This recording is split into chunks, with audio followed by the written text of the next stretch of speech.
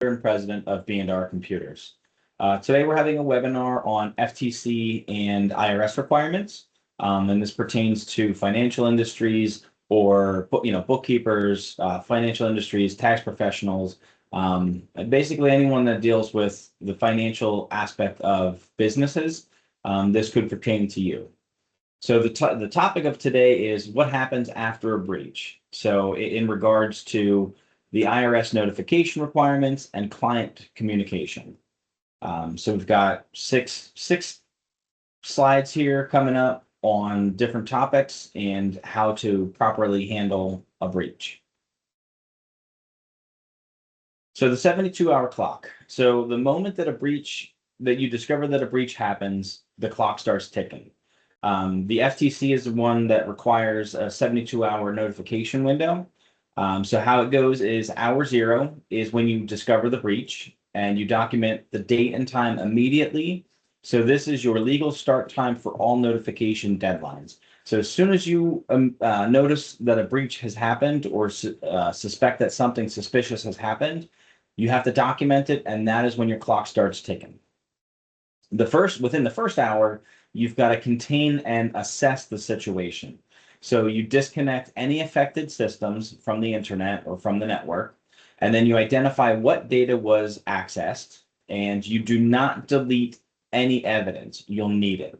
So basically the first hour is disconnect the system, figure out what on that system, what that system contains that could have been accessed, and you do not delete anything. If you start deleting data or deleting evidence, it could result in some significant fines of you trying to cover up the situation.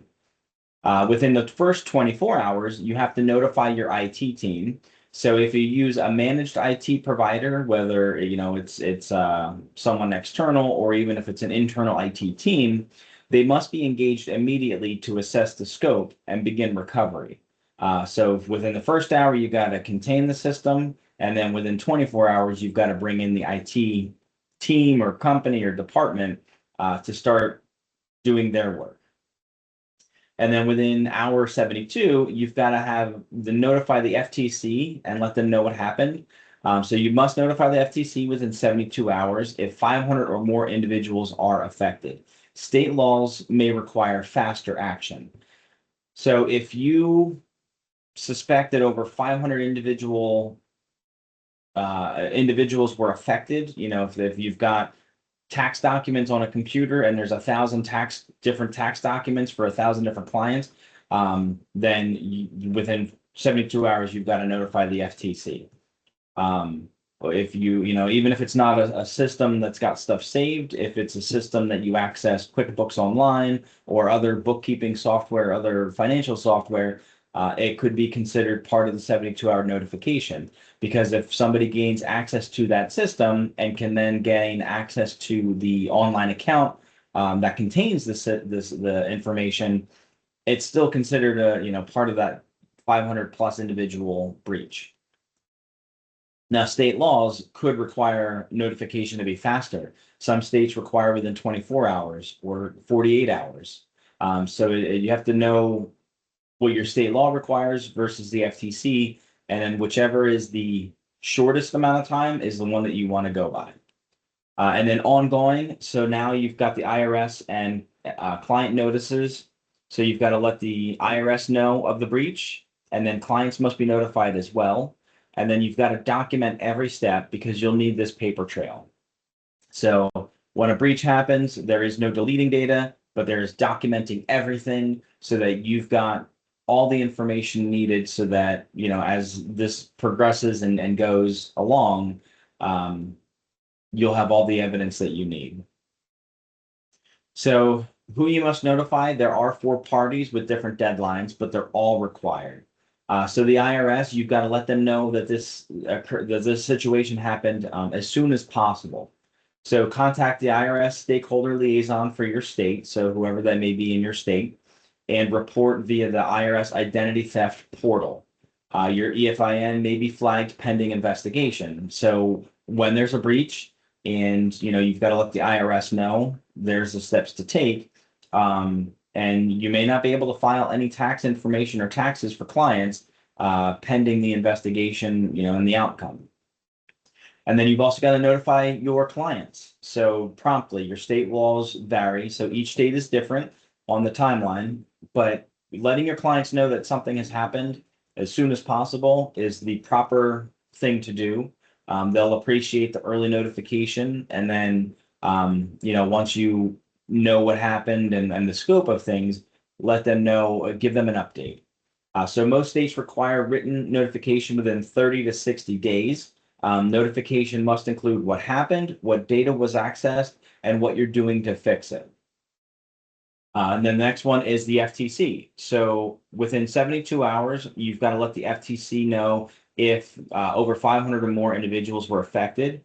And you can file that information at ftcreportfraud.ftc.gov.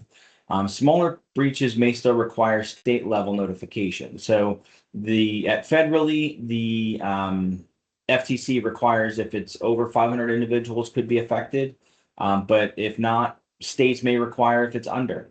I know that Pennsylvania, I forget the number, but Pennsylvania is pretty low. They've got their own specific number for the required notifications. And then state authorities. So this varies by the state.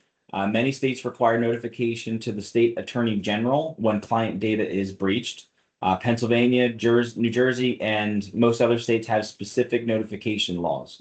As I said, I don't remember the full details, but I know that Pennsylvania's got their own set of requirements. It just came out within the last few months, so it's actually a recent thing. So, here's the IRS, the clients, the FTC, and then the state are the four parties that need to be notified when there's a breach at your business.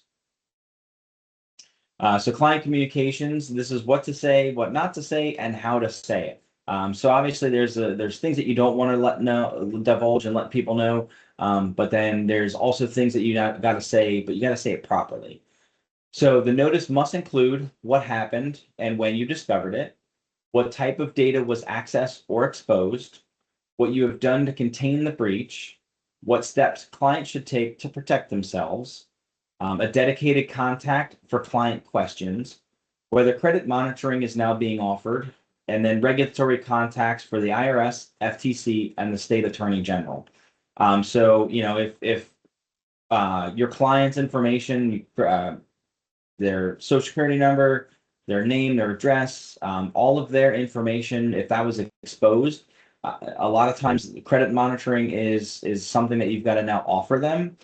Because if their information was exposed and a criminal uses their information to get credit cards or try to sign up for accounts, the monitoring is what's going to protect your clients to let them know if something is going on with their credit because of the breach at your business. So what you want to do is be direct, clear, and factual. Take full responsibility without blame shifting. Tell them exactly what you're doing to fix it. So it's just, it's a simple thing. You let them know what happened, you take full responsibility, and what you're going to do to fix the situation. What you do not want to do is speculate on who did it or why. You don't want to speculate on or minimize or downplay the impact. You don't want to promise data was not misused because you don't know that. And then you don't want to delay notification, waiting to have all the answers. So, let them know as soon as possible. Just be, the do section, just be very basic and just let them know the truth. And don't get into any kind of speculation. So protecting your EFIN. So your filing ability is at stake after a breach. The IRS can suspend or revoke your EFIN during a breach investigation, even before determining fault. Without your EFIN, you cannot e-file returns. This can happen within 24 hours of a breach being reported. So, when there's a breach at your business, the IRS can say, you're suspended from e-filing until we know what's happening. Because, not that it would be a situation here probably, but, there's always the vendor risk. So if your business was breached and you're still using the IRS portals and the EFINs and e-files, it could put them at risk as well. So they could suspend everything until the situation is resolved. So steps to protect your EFIN: you want to contact the IRS stakeholder liaison immediately. You want to report the breach via the IRS Identity Theft Central portal. You want to document your response actions in writing, provide evidence of your WISP and security controls, and you do not continue e-filing until cleared by the IRS. So there's some very specific requirements. One of them that it mentions here is the WISP. You've got a written information security platform. I forget the P now. But there's a specific set of steps that you've got to follow, and the WISP includes them. But then you've also got to let them know your security controls. Do you have multi-factor enabled on all of your critical accounts? What EDR, endpoint detection and response software are you using? So you've got to let them know what you've been doing to protect your systems. And then why the WISP matters now. So the single biggest factor in how the IRS treats your firm after a breach is whether you have a documented written information security plan in place before it happens. So right there, the P stood for plan. Sorry about that. So written information security plan, which we actually did a webinar about a month and a half ago on setting up and what needs to be included in a WISP. So a WISP in place is evidence of good faith. No WISP is evidence of negligence. A WISP plus incident response plan equals faster reinstatement. So if you've got a completed WISP and you've got an incident response plan, so what you're going to do after a breach, the IRS will see that you're doing all that you can to protect your business, and it'll end up in a faster reinstatement of e-filing returns. So build your breach response plan. Build this before you need it, not after. So detection and logging. Define how a breach is identified and who must be notified first. Log the date, time, and nature of the discovery immediately. Number 2, containment protocol. So a step-by-step instructions for isolating the affected systems. Who is authorized to disconnect devices and how. Number 3, notification chain. So named contacts in order. So you want to let your IT provider know of the breach. You want to let your IRS liaison know, then the FTC, the state attorney general, and then your clients with phone numbers and email addresses so that everybody can be contacted if need be. Client notice template. So have a pre-written notification letter reviewed by an attorney. Fill in the blanks. Don't draft it under pressure after a breach. So you want to have a template in place before a breach happens so that it's not throwing something together last minute and then you maybe misspeak something, or it's better to have it ready and fill in the blanks, and that way you're ready to go. Number 5, documentation log. So record every action taken with a timestamp. This is your evidence of good faith for the IRS and FTC review. So you want to document everything, have time, date and times, when you did this, when you did that. So that way the IRS and the FTC can see that you were doing things as best you could. Then the number 6 is the post-breach review. So you want to have formal process to identify the root cause, close that gap, update your WISP, and retrain your team within 30 days. So again, after a breach happens, you want to be ready for the possibility that this could happen again. Breaches and being protected is just an ongoing thing. So you want to be ready for the next occurrence. Hopefully it never comes, but you've got to be ready. So the next steps, so don't build your breach response plan during a breach. So that's the most terrible way to do things. So we offer a free business risk review. It's a 30-minute phone call, and we'll go over, we've got a series of questions we ask. We'll go over those questions. And then at the end of that, within a day or two response, we will provide you with a summary of what we went over. And that will help you understand your current gaps, if there are any. And then it'll actually provide a step-by-step on what to do to resolve those gaps. We're here to do this. We do it for free. And if you don't have an IT provider that can help you implement these gaps and fix these gaps, we can also do that as well. Now that's something that it's a paid engagement, but we do offer that if need be. So if you're interested in having a 30-minute business risk review of your own done, visit us at businessrisk.bnrcomputers.com and pick your date, pick your time, and we can have a review with you and your business. I hope you found this information helpful and appreciate your time, taking your time today to watch this. Hopefully you have a good rest of your day.